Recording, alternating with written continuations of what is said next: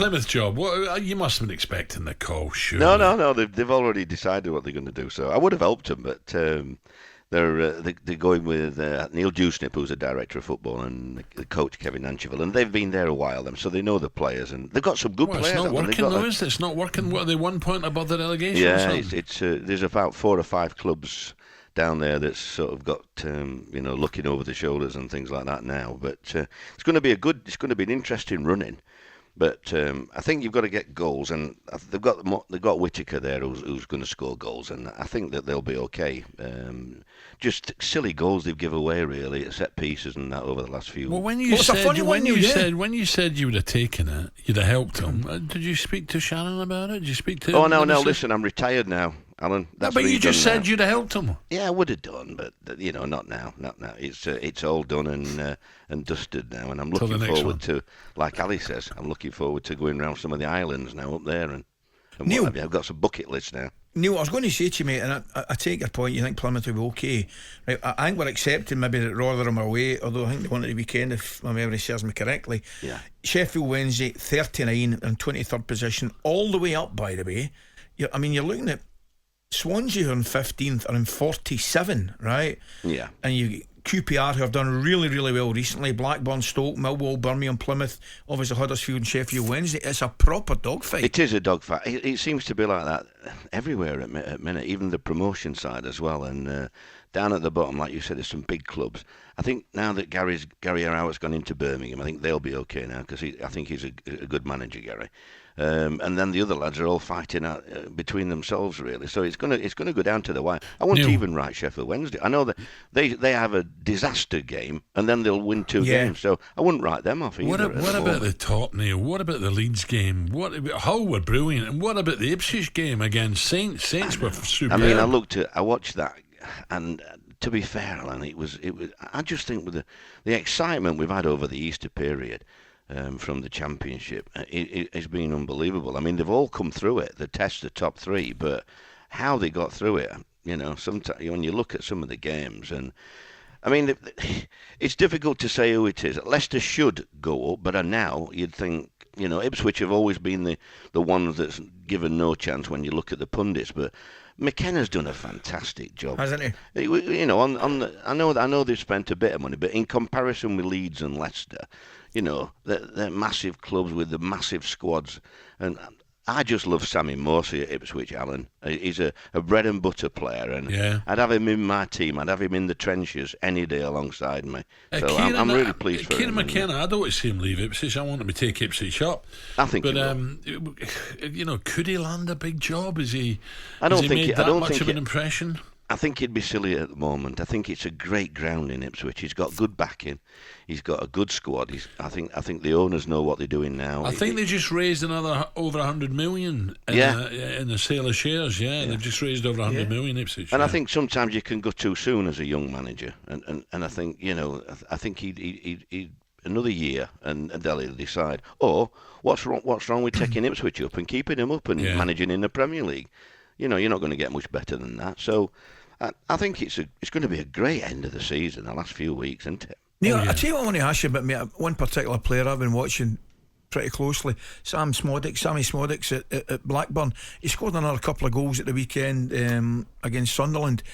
Surely somebody should be taking a gamble on a player like that. I think so, but I don't think. I mean, I think that'll happen in the summer, Alan, because I was thinking about him as well. When you look at the top teams. And I heard the criticism of Haaland from Roy. Yeah. But you look at him, and he's. You've been there, both of you. You can't teach goal scoring. It's just the knack of the run, that 2-yard sprint and other side of the defender, and know when the ball's coming. He's got everything in him. I think he'll do very well in the top level. What happened at the Dandy Dons? Come on. I was frozen solid. I couldn't move, so I had to leave. Listen, one or two things cropped up, and I thought he was a good time. I only went in to help him out, and although it didn't work out, I managed to get him through the cup. I was glad we beat Kilmarnock in the quarter final. We got Celtic now, Alan, haven't we? That's right. In the semi. The good group of lads. I tell you what, Ali, though, what I did think about when I was there is, if you have a year as a club like Aberdeen, and you've got 2 transfer windows, and you've got an opportunity of bringing 3 or 4 players in, I think you've got a chance now against the top 2. I think if you bring the right ones in, I mean, Aberdeen have gone, they're all data, are you with me? They bring them in from abroad on data, which I'm not sure about that. But I look at the league and I thought it's a bit closer. I mean, those 2 are miles ahead at the minute financially, aren't they? Yes. I had to laugh, Ali, with the VAR. We have a go down here, don't we? I mean, VAR in Scotland, you had to take your packing up, Alan, and a cup of coffee to sit down and wait while they decided what they were doing up there. Unbelievable. Neil, it's unbelievable. Listen, I want to ask you, I want to know who's in the trucks and who's deciding. They should be named and shamed. I'm sorry. Yeah, they've got to. I mean, they will change. They can't have referees in there all just making decisions, because I've not seen so many bad ones since I've come back down here as well. I mean, when you look at the Phillips getting the penalty and the sending off at Burnley. Oh my goodness me! Yeah, terrible. Neil, I want to ask you, mate. What about the one player that I do really enjoy watching Aberdeen is Miofsky. I think he's a good finisher. Centre-forward, the centre forward. Tell me a little bit about him, mate. And he works hard as well. He's one. I think they possibly will sell him in the summer. Yeah. I think obviously the top 2 he'd fit in with them as well, because he works hard. He did about 12k running when we played Rangers, Ali. He worked his socks off and scored a goal and what have you. But he's a good finisher.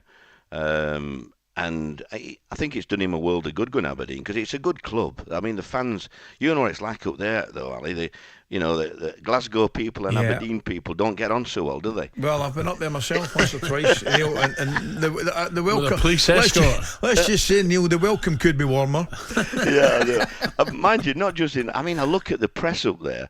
Brendan Rodgers gets slaughtered, doesn't he? Up there, every game. What, in Aberdeen, or you mean in Scotland? No, in Scotland in general. And I look at the ex-players, Willie Miller and 1 or 2 of them others up there, the things that they said. I mean, they've obviously got big chips on the shoulders on what they should have been, done. So it's not easy up there, but I'm glad. I'm glad that we're going to have a real close finish, aren't we? Up there. When is it at Celtic or Rangers? First game's at Ibrox. And I'm so glad, Ali, aren't you, that they're going to let some fans in? Yeah. Oh, mate, Neil, it's been far too long. Absolutely far too long. There's nothing like it. Celtic fans coming to Ibrox, Rangers fans going to Celtic Park. Behind that pan. Mind you, to be fair, I was pointing out, Neil, that they'll stick us behind that big floodlight again. We'll get you don't blame them, do you? You don't blame them. I mean, but you're right. I'm sure you'll reciprocate it. You're absolutely right. It's been long overdue. If they get away with 5% or whatever they're going to do, and everything goes off okay, they'll push it to 10, won't they? Then, and it'll be back to normal. Because there was nothing. I know it sounds silly, but it's not the same when there's no visitors in an old firm or any competition like that. Dead right. talkSPORT Breakfast, waking you up Monday to Friday morning from 6 a.m. on AM, on DAB, via the talkSPORT app and on your smart speaker. talkSPORT.